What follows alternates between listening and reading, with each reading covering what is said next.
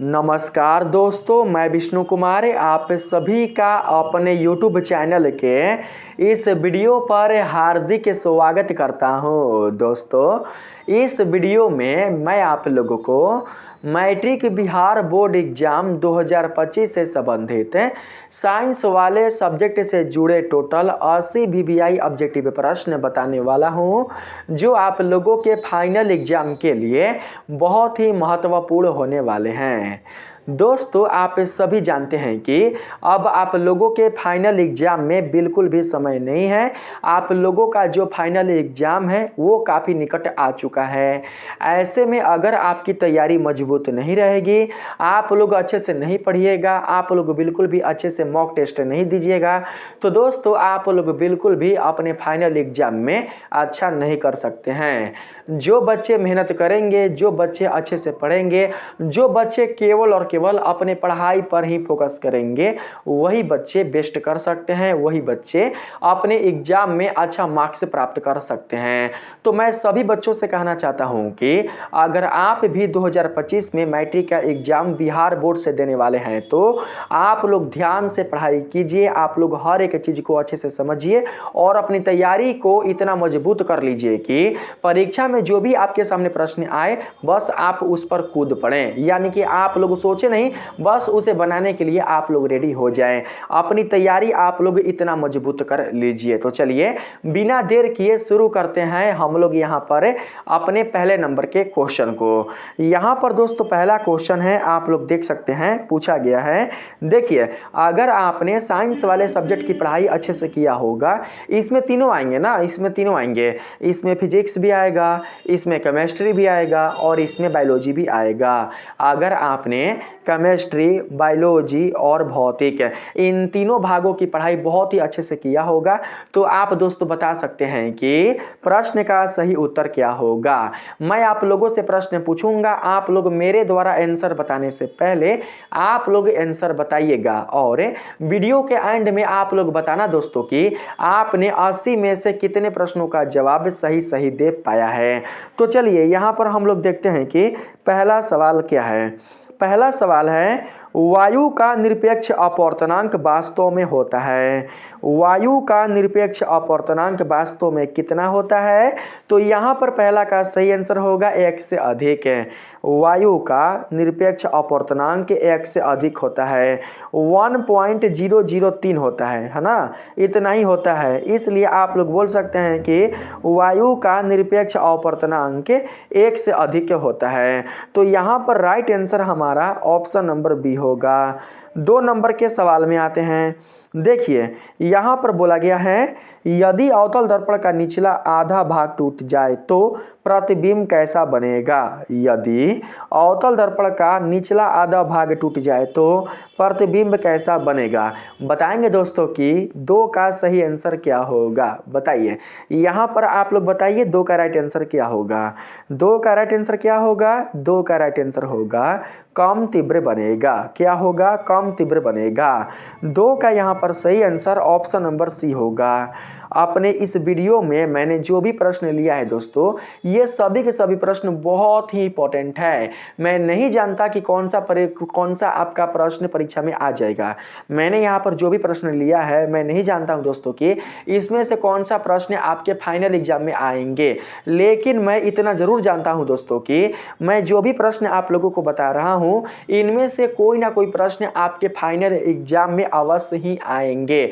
जो भी सब्जेक्ट का ऑब्जेक्टिव प्रश्न मैं आप लोगों को दे रहा हूं, उसका जो भी दोस्तों प्रश्न आप लोग जो भी सॉल्व कर रहे हैं, वो दोस्तों आपके फाइनल एग्जाम में आएगा तो आएगा। ठीक है, चलिए यहां पर जो तीसरा क्वेश्चन है, इस पर चलने का प्रयास करते हैं।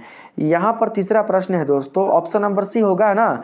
अगर आपने नहीं देखा तो आप लोग देख लीजिएगा, ऑप्शन नंबर सी बिल्कुल सही आंसर होगा। तीसरा क्वेश्चन है, नेत्र में प्रवेश करने वाली प्रकाश किरणों का अधिकांश अपवर्तन होता है। हमारी आंखों में, हमारे नेत्र में प्रवेश करने वाली प्रकाश किरणों का अधिकांश अपवर्तन कहाँ पर होता है? तो दोस्तों यहाँ पर तीसरा का सही आंसर हमारा क्या होगा?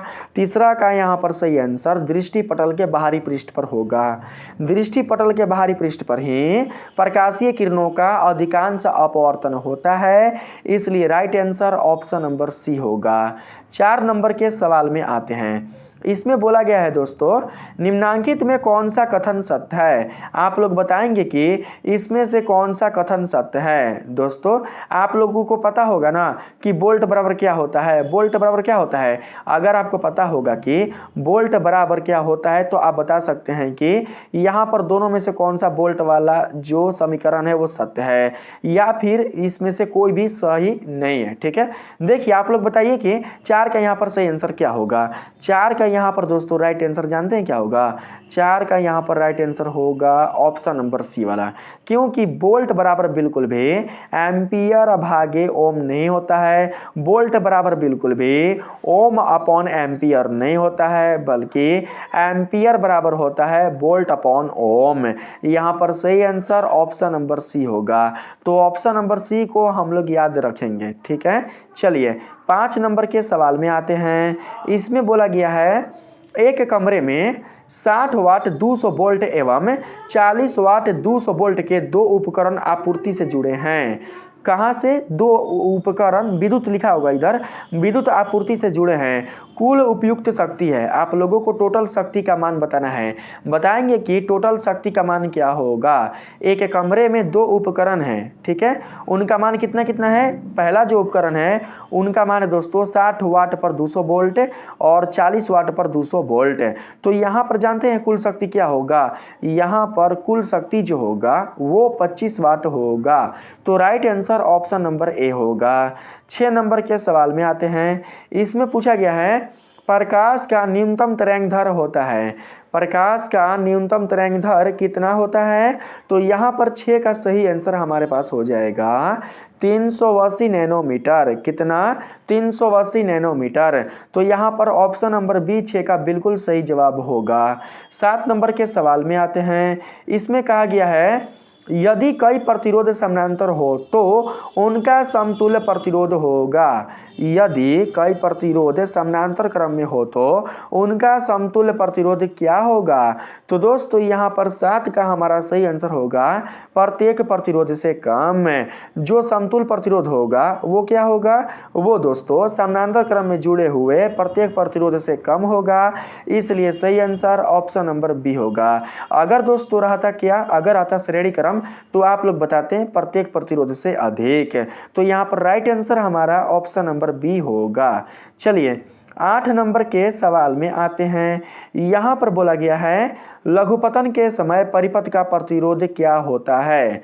लघुपतन के समय परिपथ का प्रतिरोध क्या होता है दोस्तों?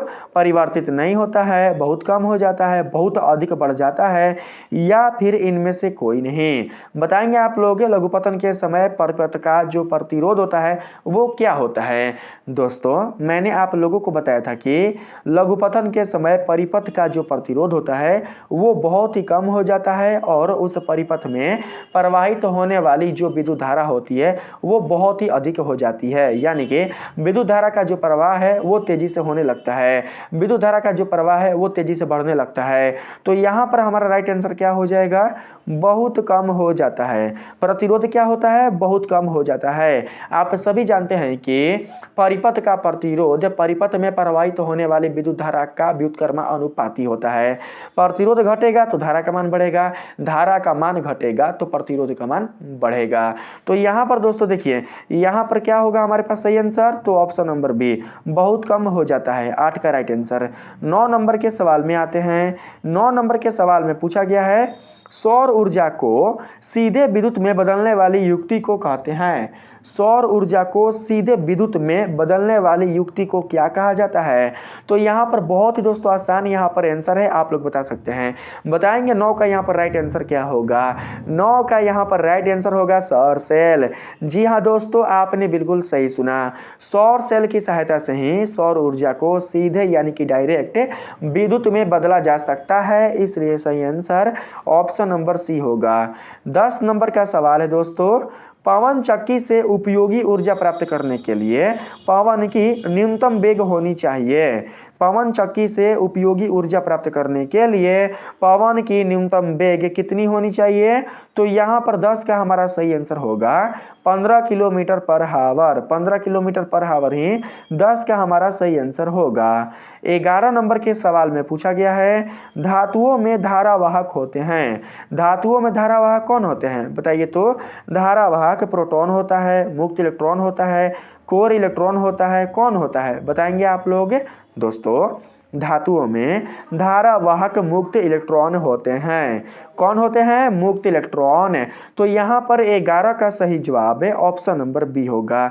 बिल्कुल भी आप लोग नहीं भूलना। मुझे उम्मीद है दोस्तों कि आपने 11 का सही आंसर ऑप्शन नंबर बी ही बताया होगा।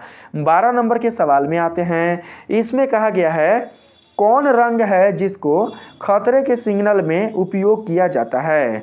आप लोगों को उस रंग का नाम बताना है जिसको खतरे के सिग्नल में उपयोग किया जाता है। तो बहुत ही आसान क्वेश्चन है। आप बता सकते हैं दोस्तों कि लाल रंग का प्रयोग हमेशा और हमेशा खतरे के सिग्नल में लिया जाता है, यानी कि किया जाता है। इसलिए सही आंसर ऑप्शन नंबर सी होगा। कौन सा रंग? तो लाल रंग।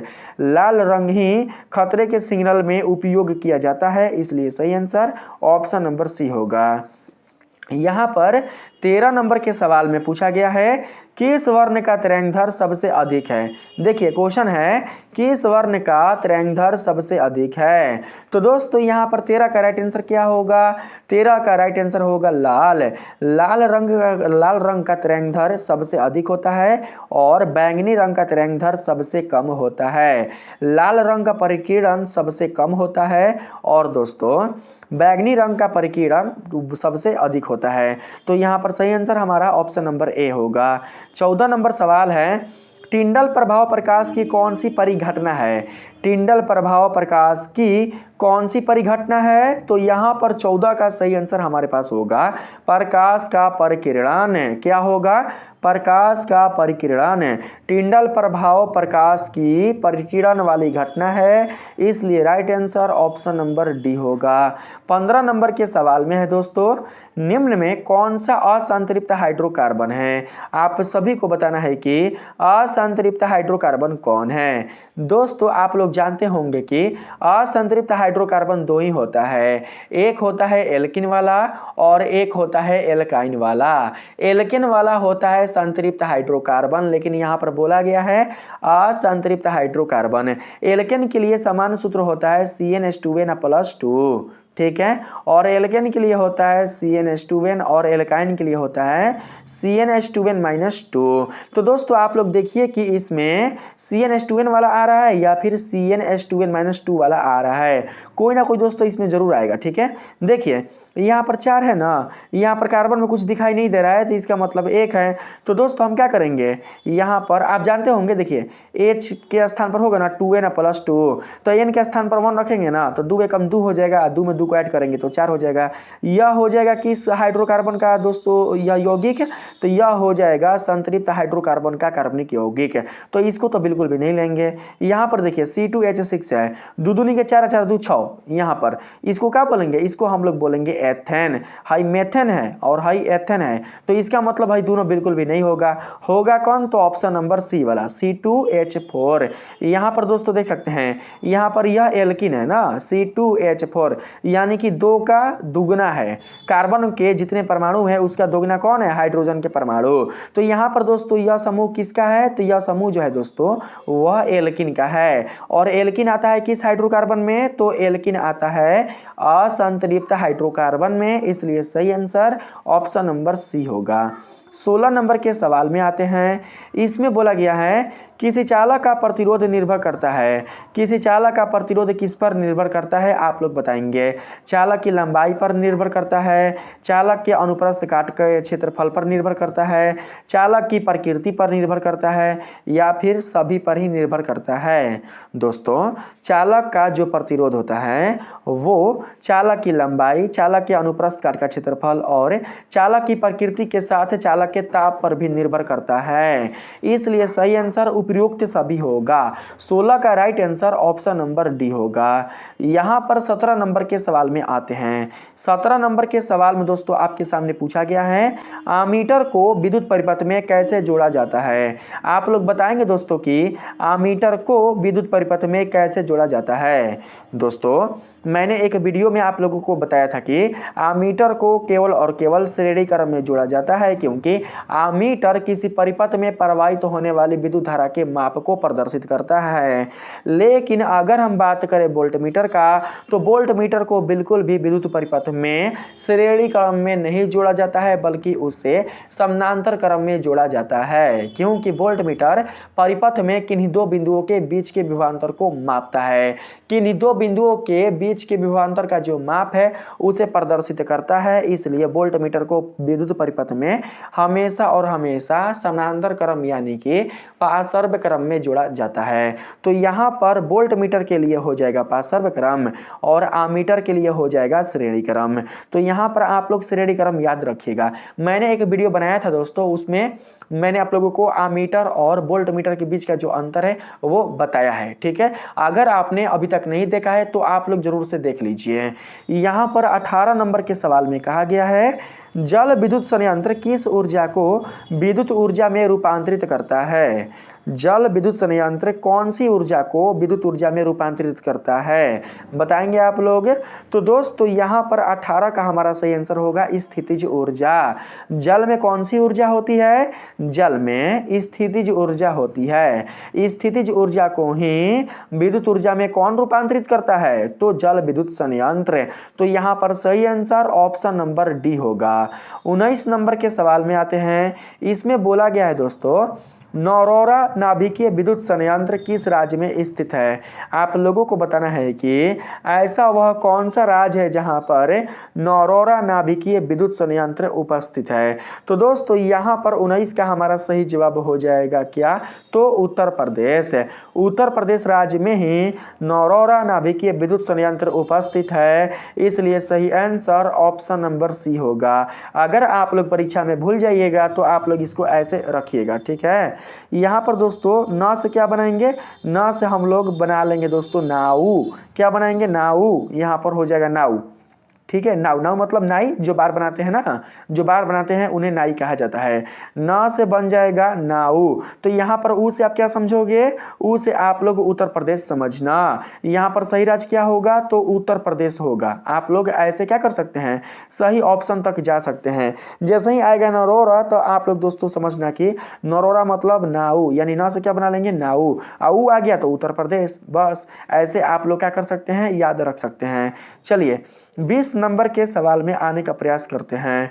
इसमें दोस्तों 20 नंबर के सवाल में आप लोगों से पूछा गया है गोलीय दर्पण की वक्रता त्रिज्या 40 सेंटीमीटर हो तो उसकी फोकस दूरी क्या होगी। दोस्तों आप सभी को पता है कि जो गोलीय दर्पण की वक्रता त्रिज्या होती है वो फोकस दूरी की दुगनी होती है, और फोकस दूरी गोलीय दर्पण की वक्रता त्रिज्या की आधी होती है।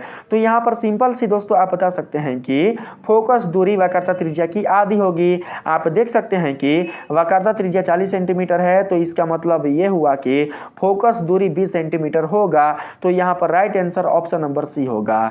21 नंबर सवाल है ऊर्जा के सभी रूप में अनंत स्रोत किसे माना जाता है। ऊर्जा के सभी रूप में अनंत स्रोत माना जाता है सूर्य को। किसको, सूर्य को। तो यहाँ पर हमारे पास 21 का सही आंसर ऑप्शन नंबर सी होगा।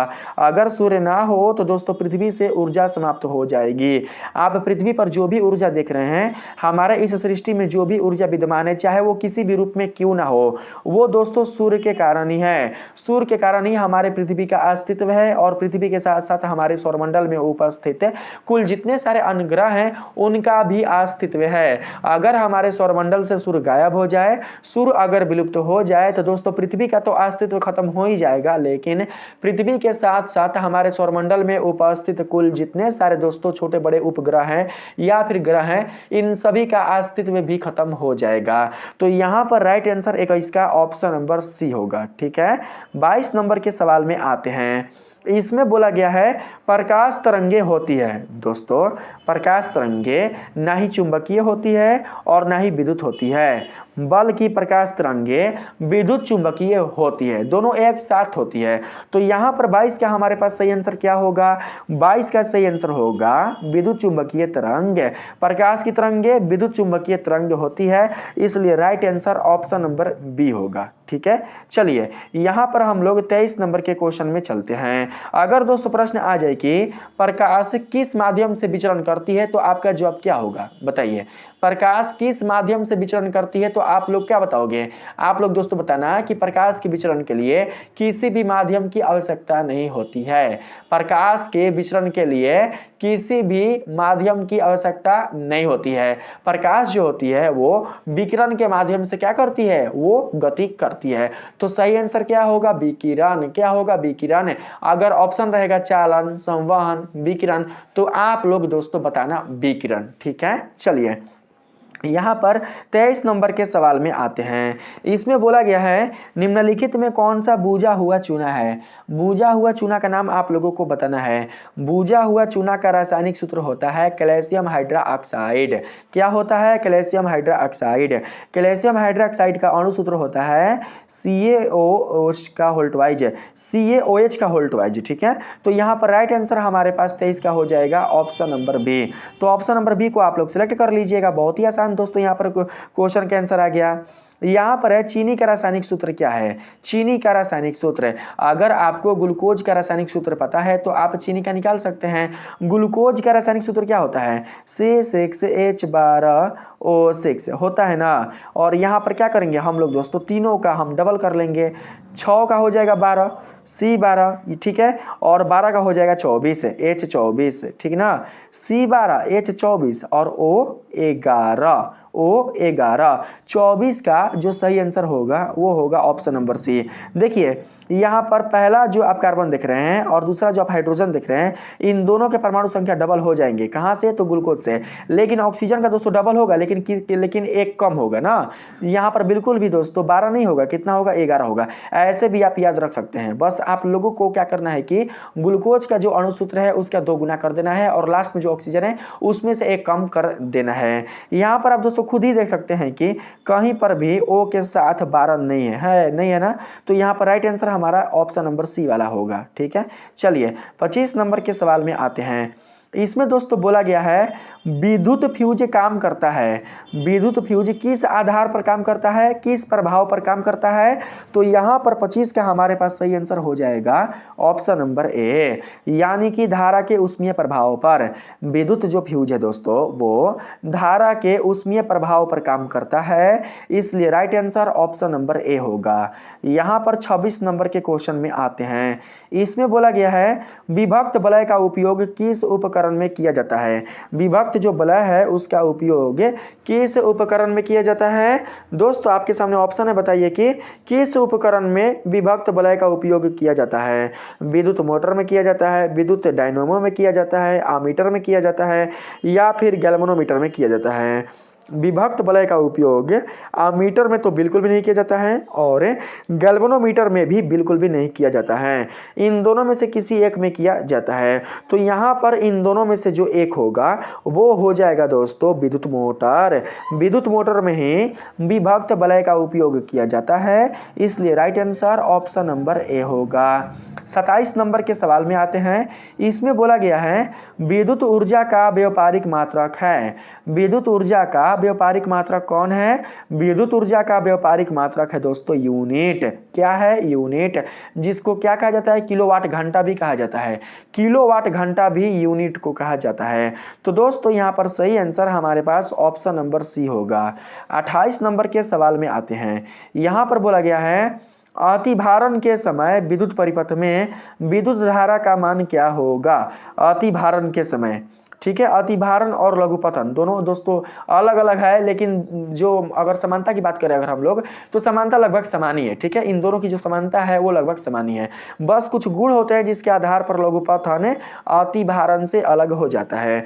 तो यहाँ पर 28 का सही आंसर होगा बहुत अधिक बढ़ जाता है। देखिए, लघुपतन में भी विद्युत परिपथ में प्रवाहित होने वाली विद्युत धारा बढ़ जाती है, और ठीक इसी प्रकार से अतिभारण में भी विद्युत परिपथ में प्रवाहित होने वाली जो विद्युत धारा है वो दोस्तों बढ़ जाती है। बढ़िए नहीं जाती बल्कि बहुत अधिक बढ़ जाती है।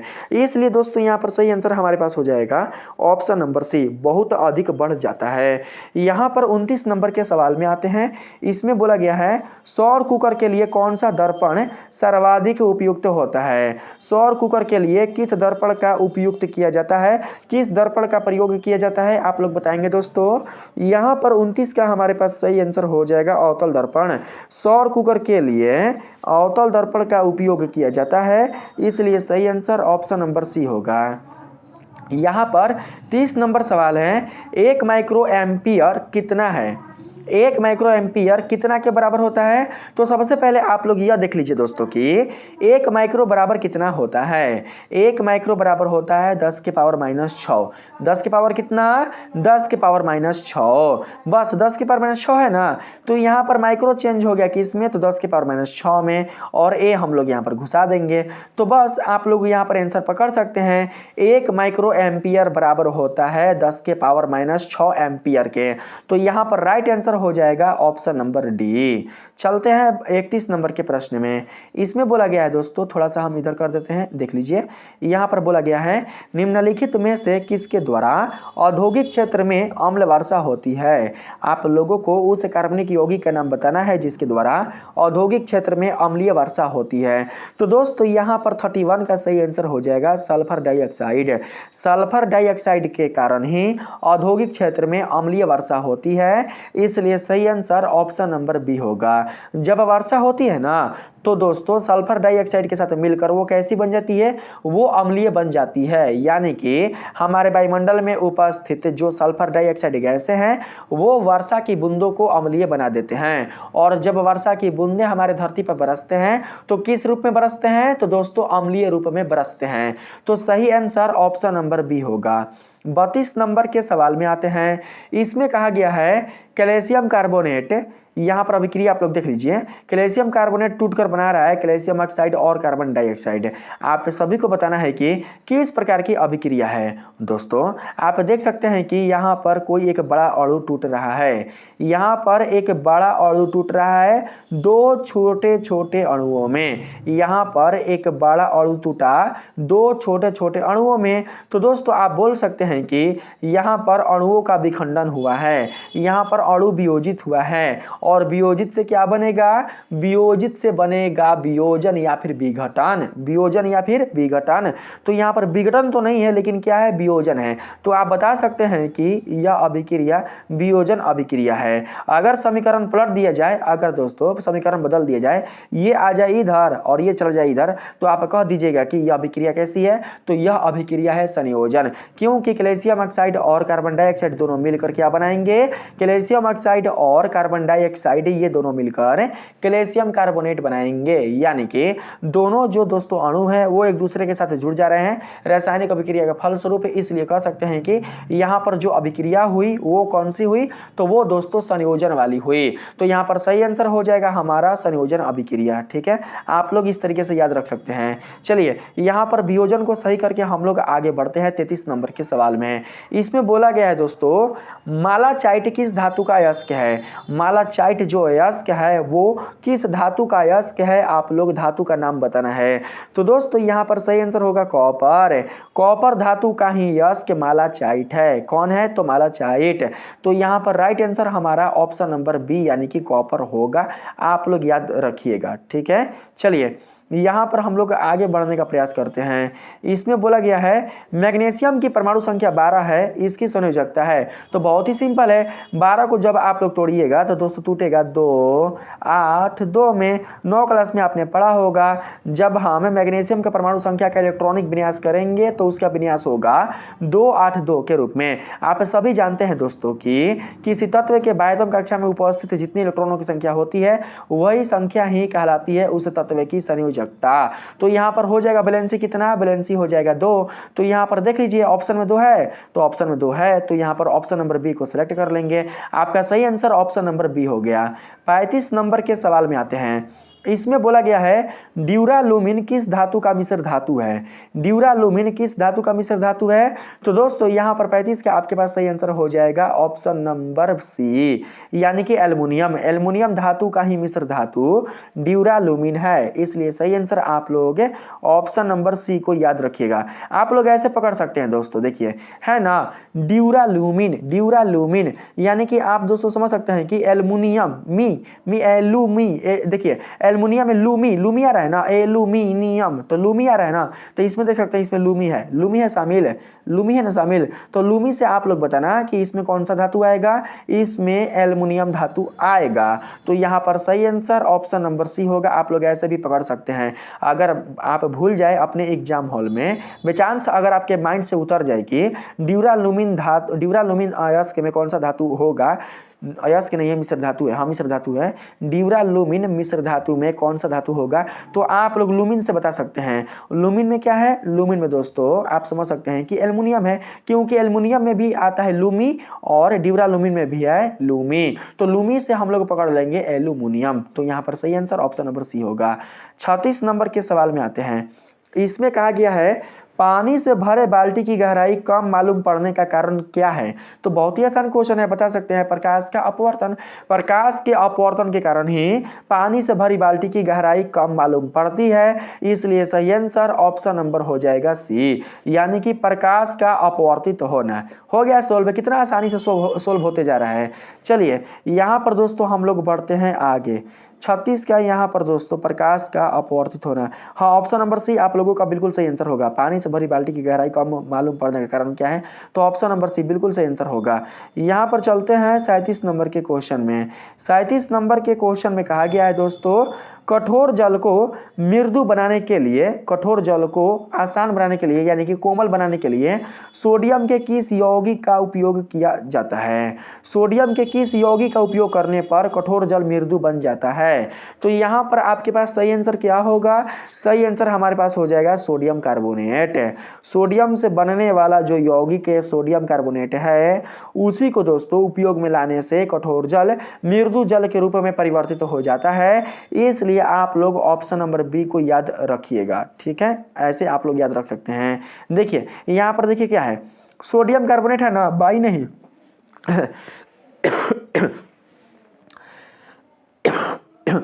यहाँ पर सोडियम कार्बोनेट है ना दोस्तों, तो कार्बोनेट से आप लोग कठोर पकड़ना। ठीक है, कार्बोनेट से क्या पकड़ेंगे, कठोर पकड़ेंगे, तो कठोर के लिए हो जाएगा कार्बोनेट, तो यहाँ पर सोडियम कार्बोनेट है, शायद इसका सही आंसर हो जाएगा। ऐसे आप लोग पढ़ सकते हैं। ठीक है चलते हैं 38 नंबर के सवाल में। यहाँ पर दोस्तों 38 नंबर का जो सवाल है वहाँ पर आप लोग देख सकते हैं, इसमें बोला गया है कार्बन के 2 अपरूप के अलावा तीसरे अवरूप का नाम क्या है। कार्बन के 2 अपरूप के अलावा तीसरे अपरूप का नाम क्या है दोस्तों। देखिए पहला अपरूप है हीरा, दूसरा अपरूप है ग्रेफाइट, तो तीसरा अपरूप क्या होगा, तो सिंपल बात है फुलेरिन कार्बन, जो कि फुटबॉल के जैसा होता है। तो यहाँ पर सही आंसर ऑप्शन नंबर सी होगा। ठीक है, चलते हैं 39 नंबर में। यहाँ पर 39 नंबर के क्वेश्चन में कहा गया है भोजन का पचना किस प्रकार की अभिक्रिया है।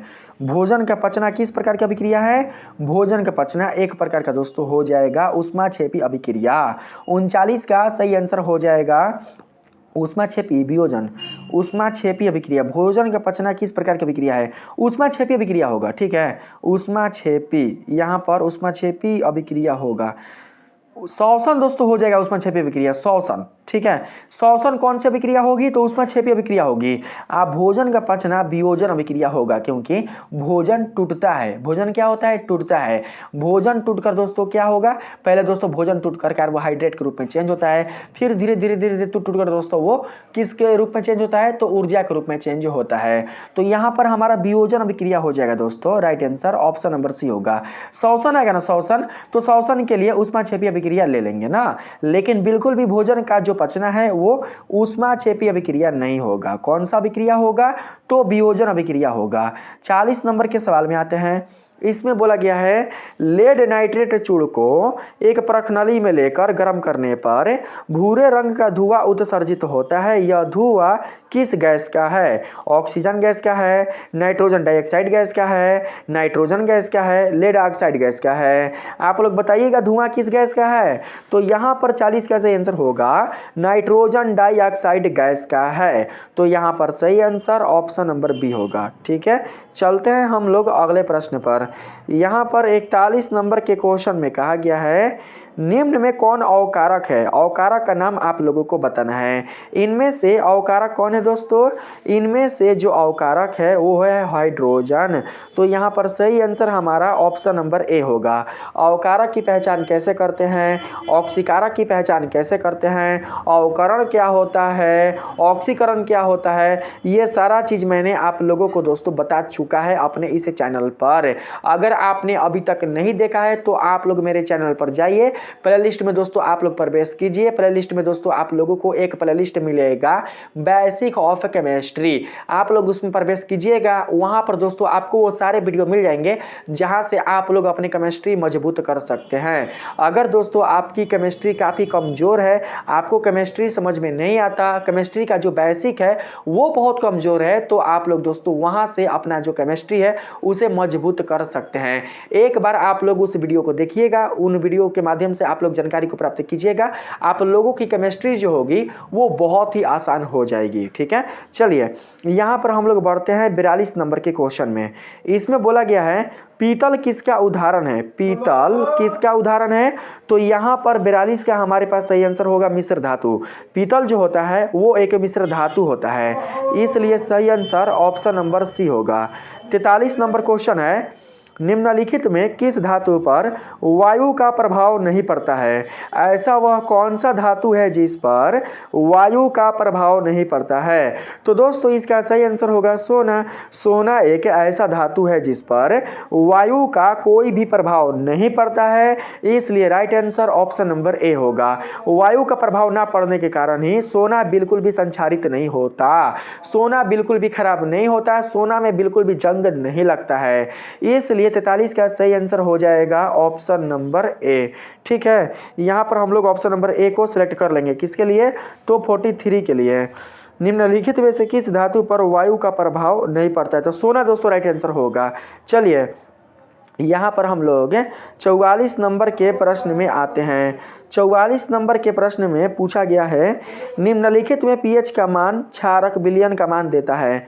निम्नलिखित में से पीएच का कौन सा मान क्षारक विलयन का मान देता है? देखिए अम्लीय विलयन का मान होता है 7 से कम, क्षारीय विलयन का मान होता है 7 से अधिक, और उदासीन विलयन का मान होता है केवल 7।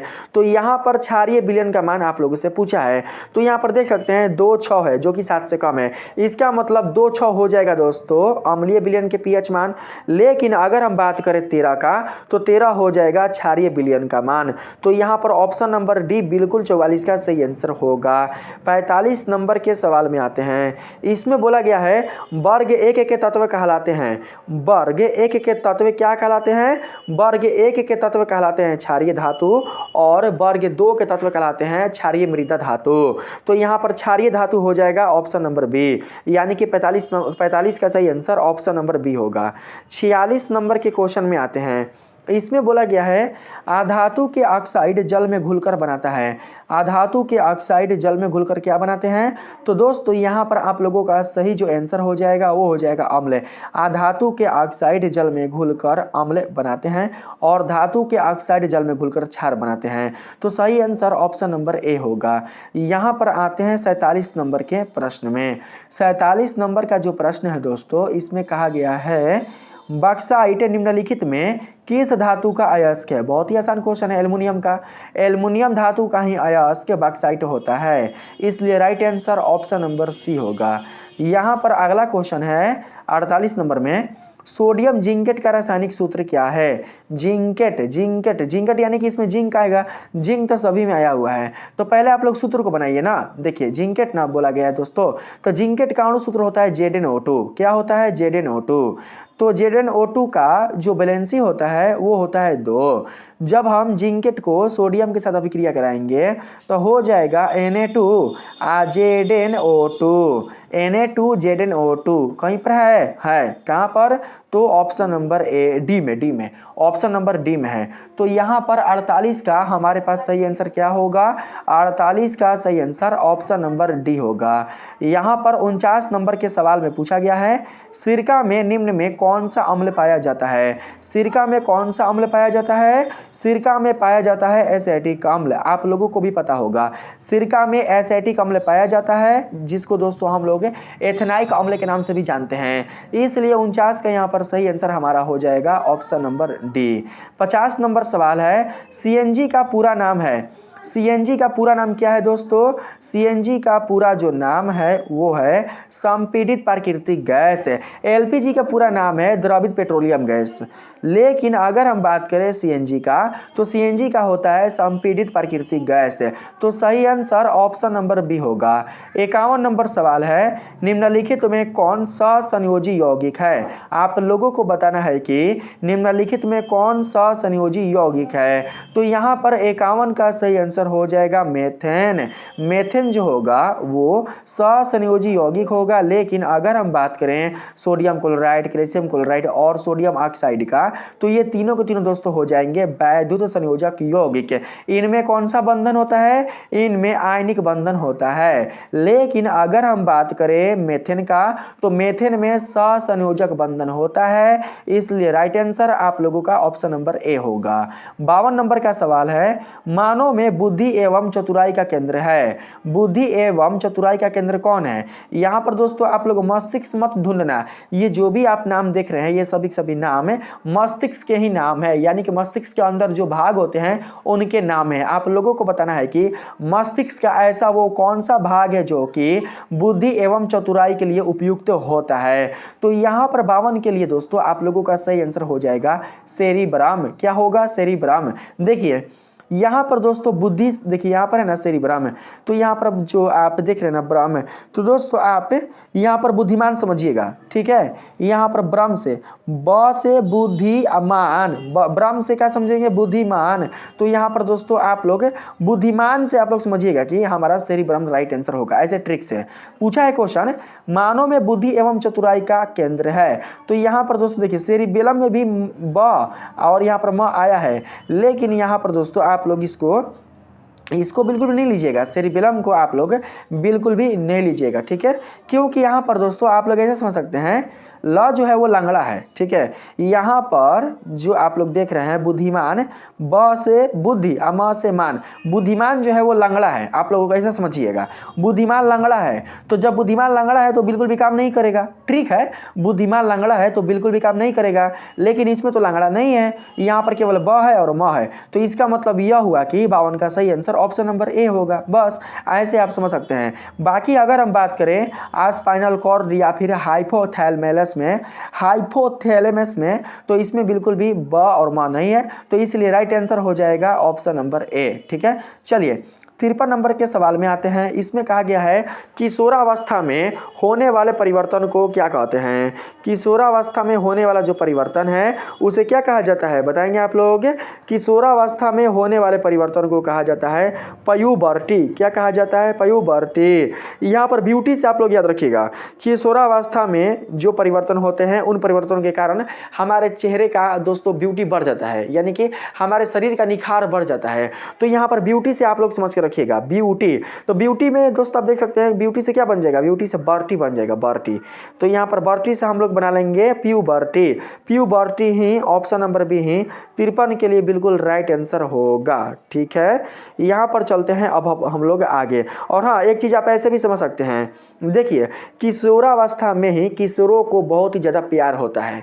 किशोरावस्था में ही किशोर एवं किशोरियों को एक दूसरे से प्यार हो जाता है।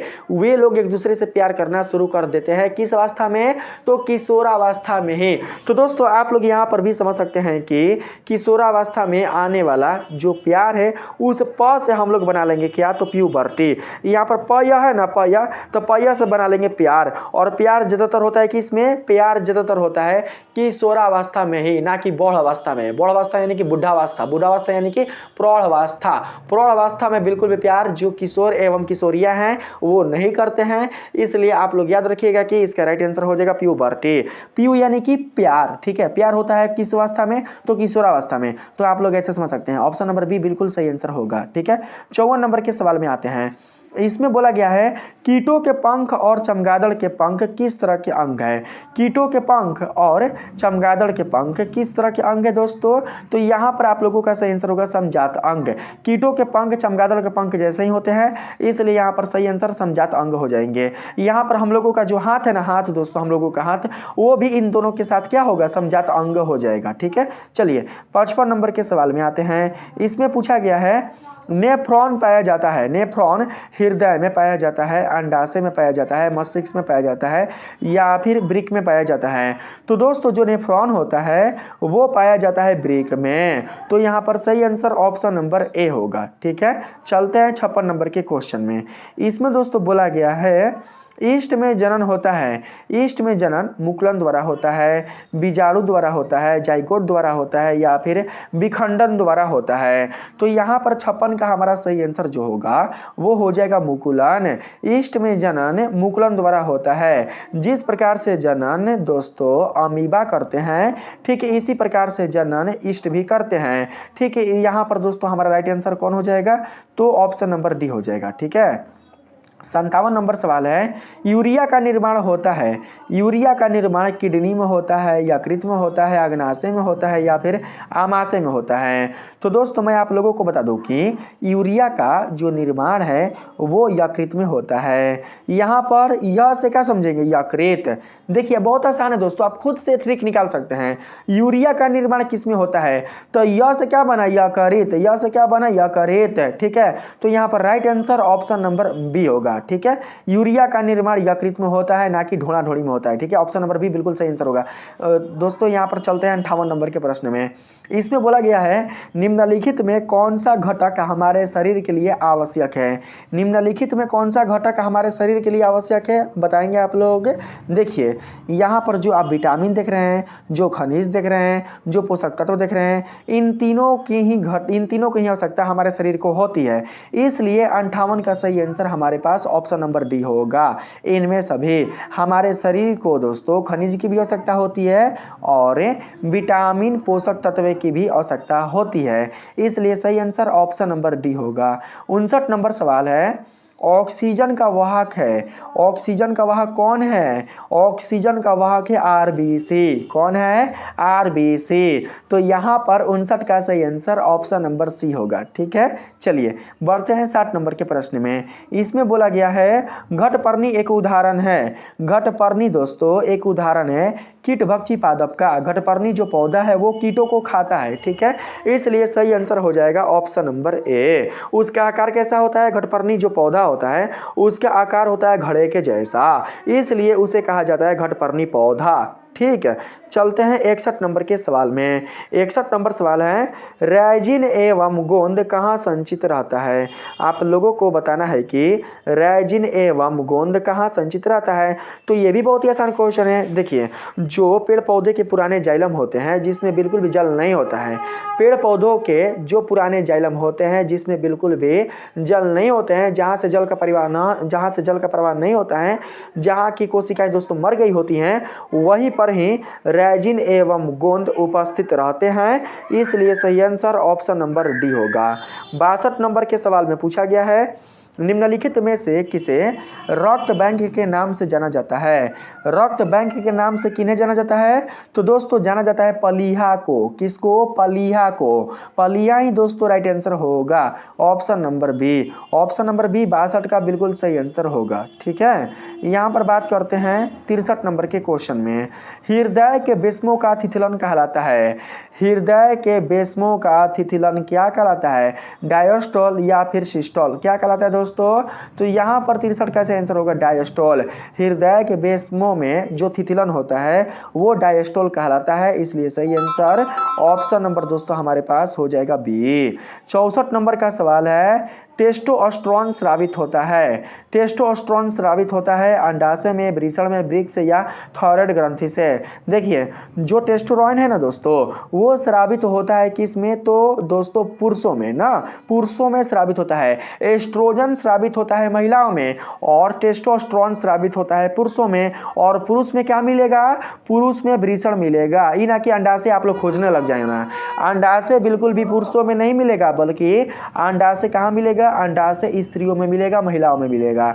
तो दोस्तों वृषण से ही टेस्टोस्टेरोन वाला जो ग्रंथि है वो स्रावित होता है, इसलिए right answer option number A होगा। 65 नंबर सवाल है, हमारे शरीर में विभिन्न जैविक कार्यों का नियंत्रण होता है। हमारे शरीर में विभिन्न जैविक कार्यों का नियंत्रण किनके द्वारा होता है? तंत्रिका द्वारा होता है, रसायनों द्वारा होता है, तंत्रिका एवं रसायनों दोनों के द्वारा होता है, या फिर इनमें से कोई नहीं? तो दोस्तों यहाँ पर 65 का जो सही आंसर हो जाएगा वो हो जाएगा तंत्रिका एवं रसायनों दोनों के द्वारा। दोनों के द्वारा ही दोस्तों हमारे शरीर में विभिन्न जैविक कार्यों का नियंत्रण होता है, इसलिए सही आंसर ऑप्शन नंबर सी होगा। 66 नंबर सवाल है, कवक में पोषण की कौन सी विधि है? तो बहुत ही आसान क्वेश्चन है। कवक में पोषण की होती है मृतजीवी विधि। जो कवक होते हैं, जो फंजाई होते हैं, वो दोस्तों मरे हुए चीजों को खाते हैं। ठीक है, इसलिए यहाँ पर 66 का सही आंसर हमारे पास हो जाएगा ऑप्शन नंबर सी, मृतजीवी। 67 नंबर का सवाल है, लसिका का रंग होता है। लसिका का जो रंग है वो कैसा होता है? लसिका का रंग हल्का पीला होता है दोस्तों। लसिका का रंग कैसा होता है? लसिका का रंग हल्का पीला होता है, इसलिए सही आंसर ऑप्शन नंबर डी होगा। यहाँ पर 68 नंबर सवाल है, मेरु रज्जु कहाँ से मिलता है? मेरु रज्जु कहाँ से मिलता है जी? मेरु रज्जु जो है वो दोस्तों मिलता है प्रमस्तिष्क से, नहीं मेडुला से। मेरु रज्जु कहाँ से मिलता है? मेरु रज्जु मिलता है मेडुला से। माँ से ही क्या है? मेडुला। में से देखिए मेरु रज्जु में जो में है इसी में से क्या बना? तो मेडुला। तो आप लोग समझना दोस्तों कि मेरु रज्जु कहाँ मिलेगा? तो मेडुला में मिलेगा। तो ऑप्शन नंबर बी 68 का बिल्कुल राइट आंसर होगा। 69 नंबर सवाल है दोस्तों, इसमें बोला गया है, निम्न में से कौन सा अंग संवेदनग्राही नहीं है? आप लोगों को बताना है निम्नलिखित में से कौन सा अंग संवेदनग्राही नहीं है। तो यहाँ पर 69 का जो राइट आंसर हो जाएगा हमारे पास वो हो जाएगा मस्तिष्क। मस्तिष्क बिल्कुल भी संवेदनग्राही नहीं है, इसलिए option number C correct answer होगा। ठीक है, यहाँ पर हम लोग 70 नंबर के क्वेश्चन में चलने का प्रयास करते हैं। 70 नंबर के सवाल में पूछा गया है दोस्तों, बीज विकसित होता है।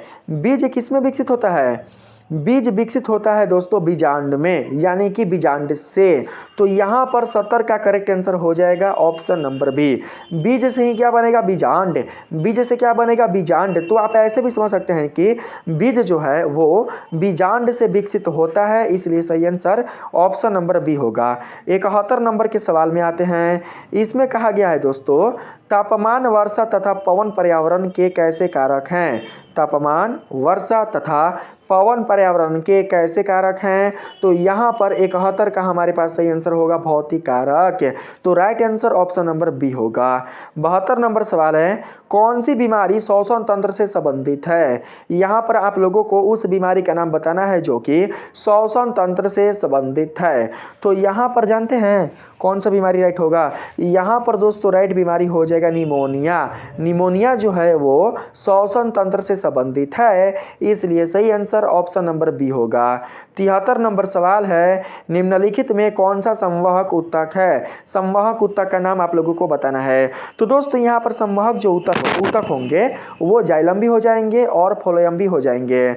जाइलम और फ्लोएम ऊतक को ही संवाहक ऊतक कहा जाता है, क्योंकि ये संवहन का काम करते हैं, खनिज, जल और लवण को पहुंचाने का काम करते हैं, इसलिए इन्हें संवाहक ऊतक कहा जाता है। तो यहाँ पर बी एवं सी यानी कि ऑप्शन नंबर डी बिल्कुल सही जवाब होगा। 74 नंबर के सवाल में आते हैं दोस्तों। इसमें कहा गया है जैव विविधता का विशिष्ट स्थल है। जैव विविधता का विशिष्ट स्थल कौन है? फसल क्षेत्र, समुद्र तट, नदी तट या फिर वन? तो यहाँ पर 74 का सही आंसर हमारे पास हो जाएगा वन, ठीक ना। तो right answer option number D होगा, वन होगा। 75 नंबर सवाल है, पादन हार्मोन, पादप होगा, पादन लिख दिया है, पादप हार्मोन साइटोकिनिन सहायक है किसके लिए? पादप हार्मोन एक है जिसका नाम है साइटोकिनिन। आप लोगों को बताना है दोस्तों कि यह किसके लिए सहायक है। तो यहाँ पर 75 के लिए जो राइट आंसर होगा दोस्तों वो क्या होगा? वो हो जाएगा 75 के लिए राइट आंसर हमारे पास ऑप्शन नंबर डी, यानी कि परों के अग्रभाग की लंबाई में वृद्धि के लिए भी, तने के वृद्धि के लिए भी, पादप का प्रकाश की ओर मुड़ने के लिए भी, इनमें से सभी के लिए सहायक है, इसलिए right answer option number D होगा। 76 नंबर के सवाल में आते हैं। इसमें बोला गया है मस्तिष्क का कौन सा भाग शरीर की स्थिति तथा संतुलन का अनुरक्षण करता है? मस्तिष्क का उस भाग का नाम आप लोगों को बताना है जो कि शरीर की स्थिति तथा संतुलन का अनुरक्षण करता है। तो दोस्तों यहाँ पर 76 के लिए राइट आंसर हमारे पास हो जाएगा अनुमस्तिष्क है। मस्तिष्क का जो अनुमस्तिष्क वाला भाग है वही भाग शरीर की स्थिति तथा संतुलन का अनुरक्षण करता है, इसलिए right answer option number C होगा ना। चलिए यहाँ पर चलते हैं आगे। देखिए अनुरक्षण की क्रिया होती है किसके द्वारा? तो अनुमस्तिष्क के द्वारा। तो अनुरक्षण में आया है अनु, अनुरक्षण में क्या आया है? अनुरक्षण में अनु आया है और अनुमस्तिष्क में अनु आया है। तो आप दोस्तों समझना कि अनुरक्षण का कार्य कहाँ से होगा? अनुरक्षण का कार्य अनु यानी कि अनुमस्तिष्क से होगा, अनुमस्तिष्क से होगा। तो यहाँ पर सही आंसर अनुमस्तिष्क से हो जाएगा। तो आप लोग अनुमस्तिष्क को सिलेक्ट कर लीजिएगा, ठीक है। चलते हैं 77 नंबर के क्वेश्चन में। बिल्कुल भी समय नहीं आप लोगों के पास, इतनी अच्छी तरीके से तैयारी बिल्कुल भी आप लोगों को दोस्तों करा देनी है कि आप लोग बिल्कुल भी अपने प्रश्न को सोल्यूशन करने में बिल्कुल भी कोई भी दोस्तों आप लोग उसमें परेशानी उत्पन्न ना करें, ठीक है। यहाँ पर आते हैं 77 नंबर में, यानी कि किसी प्रश्न को सोल्व करने में आप लोगों को कोई भी परेशानी ना हो। ऐसा ना हो कि इसका आंसर कौन होगा, उसका आंसर कौन होगा। आप लोग अगर दोस्तों किसी प्रश्न का आंसर भूल भी जाते हैं, किसी ऑप्शन में अगर आप लोगों को दोस्तों डिफिकल्ट होता है या सस्पेंशन होता है या आपको ऐसा लगता है कि ये होगा वो होगा, तो दोस्तों आप लोग ट्रिक के माध्यम से पता कर सकते हैं कि कौन सा राइट ऑप्शन होगा। 77 नंबर के सवाल में है, प्रयोगशाला में संश्लेषित पहला कार्बनिक यौगिक है। संश्लेषित पहला कार्बनिक यौगिक है NH2CONH2। यहाँ पर ये वाला जो ऑप्शन नंबर सी वाला जो आप कार्बनिक यौगिक देख रहे हैं यही दोस्तों राइट आंसर हो जाएगा ना। जो आप लोगों का 4 पाठ है ना केमिस्ट्री का, कार्बन एवं उनके यौगिक, उसके दोस्तों पहले ही में दोस्तों ये बताया गया है। पहला जो चैप्टर है यानी पहला जो पेज है उसी में दोस्तों ये बताया गया है इसके बारे में, ठीक है। आप लोग याद रखिएगा। यहाँ पर 77 का राइट आंसर क्या होगा? 77 का राइट आंसर हो जाएगा ऑप्शन नंबर सी। बात करते हैं 78 नंबर के क्वेश्चन में। इसमें दोस्तों बोला गया है प्रकृति में ऑक्सीजन का संतुलन कैसे बना रहता है? प्रकृति में ऑक्सीजन का संतुलन प्रकाश संश्लेषण की सहायता से बना रहता है। 79 नंबर का क्वेश्चन है, ओजोन के एक अणु में कितने परमाणु होते हैं? ओजोन के एक अणु में टोटल परमाणुओं की संख्या 3 होती है। कितनी होती है? 3 होती है। तो यहाँ पर राइट आंसर आप लोग ऑप्शन नंबर सी को सिलेक्ट कर लीजिएगा। मुझे उम्मीद भी है कि आपने ऑप्शन नंबर सी ही बताया होगा। 80 नंबर सवाल है, हेमोग्लोबिन की कमी से क्या होता है? हेमोग्लोबिन की कमी से होने वाला रोग कौन है? हेमोग्लोबिन की कमी से होने वाला रोग है एनीमिया। एनीमिया रोग ही हेमोग्लोबिन की कमी से होता है, इसलिए right answer option number A होगा। तो तो दोस्तों इस प्रकार से मैंने इस वीडियो में आप लोगों के साइंस से संबंधित टोटल 80 बीपीआई ऑब्जेक्टिव प्रश्नों का सलूशन करा दिया है। अगर इस वीडियो के माध्यम से आप लोगों को हेल्प मिला है, आप लोगों को दोस्तों बहुत ही अगर हेल्प मिला है इस वीडियो के माध्यम से, तो दोस्तों आप लोग इस वीडियो को बहुत ही शेयर कीजिएगा अपने दोस्तों में, अपने भाई बहनों में, आपके जो भी फ्रेंड्स होंगे उनमें। और साथ ही अगर आपने इस वीडियो को अभी तक लाइक नहीं किया है तो लाइक कर दीजिए। चैनल पर नए हो तो बिल्कुल भी चैनल को सब्सक्राइब करना आप लोग नहीं भूलिएगा।